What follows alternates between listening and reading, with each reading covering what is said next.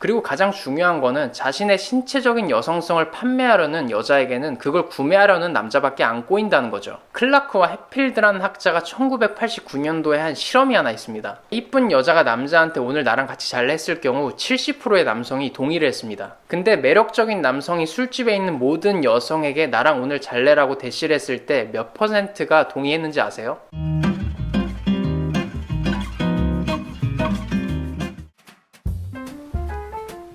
오늘은 제목 짓기가 정말 애매했어요. 이게 좀 다양한 이야기를 하게 될 것 같아서 어렵더라고요. 제가 다른 영상에서 잘못된 사랑관을 갖고 있는 남성분들, 특히 여성을 경제력으로 구매하는 방식으로 관계를 시작하고 우위를 점하려는 남성분들을 비판한 적이 있는데, 오늘은 반대로 자신의 여성성을 판매하는 방식으로 연애에서 우위를 점하려는 여성분들의 문제점을 이야기해 보려고 합니다. 그리고 이건 제목처럼 애매하게 이쁜 여성분들이 조심해야 할 모습이기도 하거든요. 물론 진짜 본인이 눈 돌아갈 정도로 이쁘시면 영상 안 보셔도 됩니다. 시작하기에 앞서서 외모의 급을 나눈다는 게 썩 유쾌한 이야기는 아니지만 영상을 위해서 어쩔 수 없이 나눴다는 점 양해 부탁드리겠고요. 오늘 영상에서 말하려는 애매하게 이쁜 여성이란 꽤 많은 남성에게 충분히 성적인 매력 어필할 수 있는 수준이지만 또 외모만으로 모든 걸 커버할 수준은 아닌, 흔히 말하는 얼굴 몸매 보고 뜯어먹고 살 수준은 아닌 그 정도를 말합니다. 저는 한국 여성분들의 평균적인 외모 수준이 굉장히 높다고 생각을 해요. 근데 제가 그 수준을 감히 좀 통계적으로 평가를 해보자면 이렇게 정규분표가 있으면 여성의 외모 수준은 중상위권에 많이 포진이 되어 있어요. 근데 남성의 외모 분포는 이렇게 중위권에 완만하게 넓은 범위에 걸쳐서 길고 얇게 포진이 되어 있습니다. 완전 상위권, 완전 하위권은 남녀 모두 희귀하고요. 근데 이건 외모뿐만 아니라 남성과 여성의 IQ나 수학 능력 분포도 똑같아요. 남성의 정규 분포 곡선이 더 완만하다는 거죠. 그러니까 천재도 남자가 더 많고 바보도 남자가 더 많아요.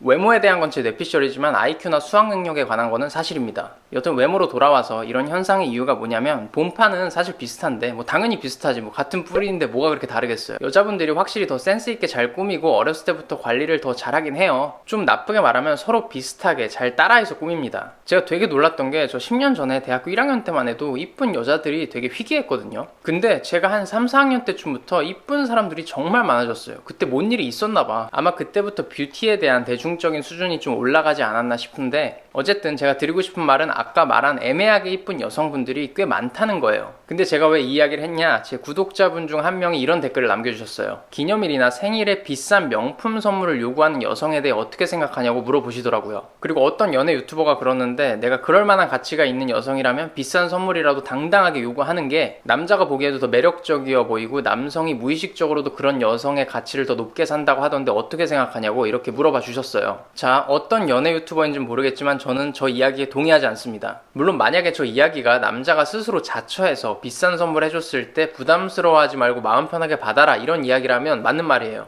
그거에 대해서 부담 갖고 미안해하는 모습은 안 보이는 게 좋습니다. 자존감 낮은 사람들이 그런 모습을 보이거든요. 받는 것 자체를 좀 어색해하죠. 그래서 내가 요구하지도 않았는데 알아서 주는 선물에 대해서는 그게 값이 얼마든 마음 편하게 받으세요. 지가 자처해서 준 건데 뭐. 근데 저 위의 문장 그대로 비싼 선물을 요구하는 것과 여성으로서의 나의 가치를 동일시한다? 이건 여성분들이 정말 조심해야 될 태도입니다. 저 문장에는 정말 많은 문제점이 있어요. 첫 번째, 내가 여성으로서의 가치를 남성에게 충분히 제공했을 때 그에 상응하는 뭔가를 물질적으로 받아야 한다는 생각이 깔려 있고요. 두 번째로, 저건 남성이 여성에게 사용하는 경제적인 구매력과 자신의 여성성의 가치를 동일시한다는 거거든요. 근데 이건 사실상 성을 매매하는 행위입니다. 수평적인 남녀관계의 모습이 아니에요. 판매자와 구매자, 갑을 관계의 모습이지. 저 말대로라면 저 여성은 자신의 여성성의 가치를 남성에게 판매하고 있는 거죠. 여성성을 판매하려는 여자와 여자를 구매하는 방법 외에는 여자 마음을 살 수 없는 남자가 만나서 유사 연애 행위를 하면 저런 모습이 됩니다. 저렇게 연애하는 사람들도 분명 있긴 있어요. 그리고 이게 요즘 유행하는 설거지 담론에 적용되는 남녀의 모습이겠죠. 댓글에 하도 설거지론 걸어서 또 찾아봤잖아. 요즘 유튜브가 참 무서워요. 제 아는 형들도 설거지 어쩌고 하고 있더라고. 따로 깊게 다룰 마음은 전혀 없습니다. 그럴 만한 가치가 없어서. 자, 자신의 여성성을 판매하는 여자, 특히 외모나 젊은 나이 같은 성적인 매력을 판매하는 방식으로 연애하는 여성, 이것이 오늘의 핵심 논제입니다. 이상한 연애 유튜버 이야기 듣고 혹은 친구 잘못 만나서 나도 모르게 저런 여성이 되는 경우가 종종 있거든요. 근데 또 그 여성이 엄청 이쁘면 모르겠는데 앞서 말한 애매하게 이쁜 여성이라면 나이 30살만 돼도 삶이 엄청나게 비참해질 가능성이 높습니다. 근데 그런 여자들은 비참해져도 할 말이 없죠. 자기가 자처한 거거든. 제가 예시를 하나 들어드릴게요. 제가 어렸을 때부터 주변에 승무원, 기상캐스터, 아나운서 이런 일 하는 친구들 친구들이 좀 많았어요.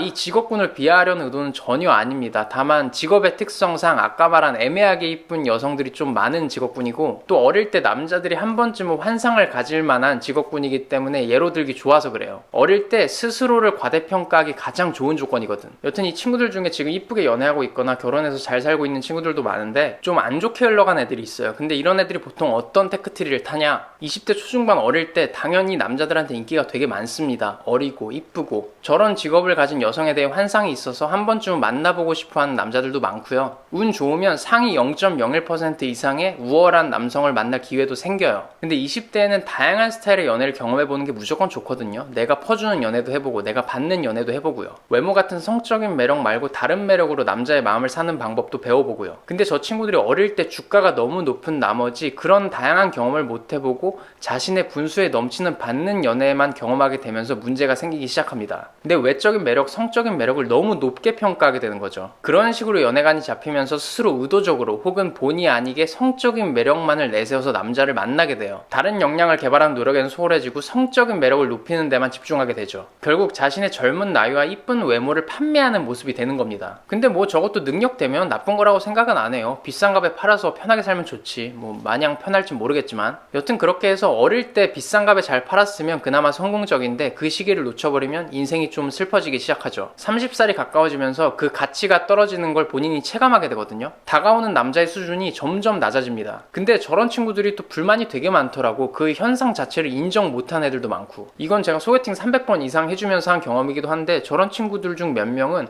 남자들은 왜 이렇게 어리고 이쁜 여자만 좋아하냐고 막 불만을 표하더라고요. 근데 제가 성격 안 좋잖아요. 그래서 한 소리 했습니다. 너는 그럴 말할 자격 없지. 너 어릴 때 어린 나이와 이쁜 외모를 이용해서 누구보다 적극적으로 남자를 만나왔어. 너가 스스로 너를 그렇게 만들었는데 이제 와서 남자 탓을 하는 거야? 넌 너의 신체적인 매력을 시장에 내놓고 판매해왔고, 그것을 구매하려는 남자만 만나게 됐을 거야. 신체적인 여성성이나 남성성은 시간이 지나면 당연히 그 가치는 떨어져. 제가 현실 직시하라고 했어요. 전 이렇게 또 한 명의 친구를 떠나보내게 됩니다. 그 친구는 자신의 포지션을 스스로 그렇게 잡은 거예요. 그리고 가장 중요한 거는 자신의 신체적인 여성성을 판매하려는 여자에게는 그걸 구매하려는 남자밖에 안 꼬인다는 거죠. 이건 정말 슬픈 일입니다. 이제 그 친구에게는 하나의 선택지밖에 없어요. 어린 시절 스스로 고점에 팔지 않는 나 자신을 탓하면서 이제라도 정신 차리고 다른 역량을 개발하려고 노력하는 수밖에 없습니다. 그것에 대해 인정하지 않으면 갈수록 비참해지겠죠. 근데 어렸을 때부터 다양한 인간관계 경험을 하고 다양한 역량을 개발해온 경쟁력 있고 성숙한 여성들과 경쟁이 될까요? 연예인급으로 이쁘지 않은 이상? 자신을 판매하는 방식으로 연애를 해온 여성과 그렇지 않은 여성은 딱 한 가지 차이점이 있는 겁니다. 남자들에게 그저 상품이거나 아니면 사람이거나. 상품은 보통 시간이 지날수록 그 가치가 떨어지지만 사람은 꼭 그렇진 않죠.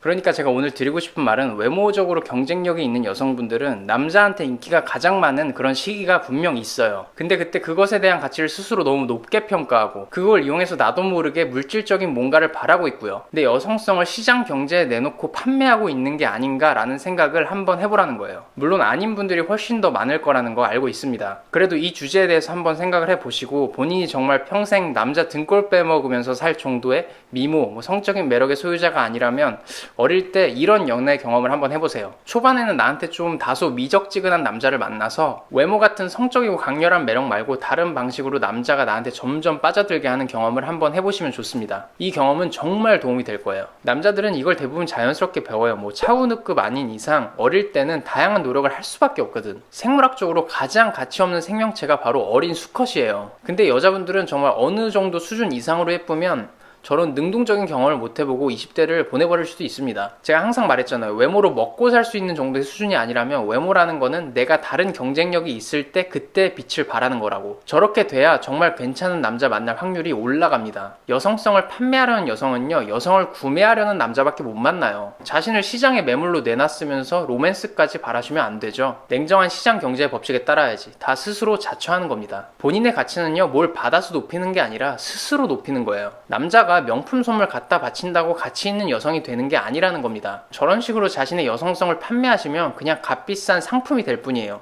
정말 그걸 원해요? 뭐 여자친구한테 평범한 데이트 비용도 안 쓸 정도로 돈을 안 쓴다면 그 남자의 감정을 의심해 볼 수도 있겠지만 비싼 선물을 받고 안 받고랑 사랑의 크기는 관련이 없다는 겁니다. 근데 제가 왜 이걸 굳이 애매하게 이쁜 여성이 조심해야 할 사항이라고 했냐면 남자는요 자신의 신체적인 매력을 팔고 싶어도 못 팔기 때문이에요. 연예인이 아니라면 꽤나 매력적인 외모를 가진 남자도 못 팔아요. 클라크와 해필드라는 학자가 1989년도에 한 실험이 하나 있습니다. 굉장히 매력적인 외모를 가진 남녀에게 술집에 가서 모든 이성에게 나랑 같이 잘래? 라고 권유를 해보겠거든요. 근데 이쁜 여자가 남자한테 오늘 나랑 같이 잘래? 했을 경우 70%의 남성이 동의를 했습니다. 근데 매력적인 남성이 술집에 있는 모든 여성에게 나랑 오늘 잘래라고 대시를 했을 때 몇 퍼센트가 동의했는지 아세요? 0%요. 0명. 아무도 동의하지 않았어요. 이 실험 결과에서 알 수 있는 건 일정 수준의 외모를 갖춘 여성이 마음만 먹으면 자신의 신체적인 매력을 파는 게 너무 쉽기 때문에 일상의 연애에서도 이런 점을 스스로 이용하고 있는지 아닌지 생각을 해봐야 된다는 겁니다. 다시 한번 강조할게요. 이건 본인을 사람이 아니라 상품으로 만드는 지름길이고 대부분의 상품은 시간이 지나면 그 가치가 떨어지기 마련이에요. 그리고 일상의 연애에서 성을 판매하려는 사람은 그걸 구매하려는 파트너밖에 못 만난다는 거. 로맨스는요 구매자와 판매자 사이에 생기는 게 아니라 사람과 사람이 만났을 때 생기는 겁니다. 상품이 아니라 사람으로 남는다면 시간이 지난다고 해서 그 가치가 떨어지지 않아요. 오히려 높일 수 있는 다양한 방법들이 있겠죠.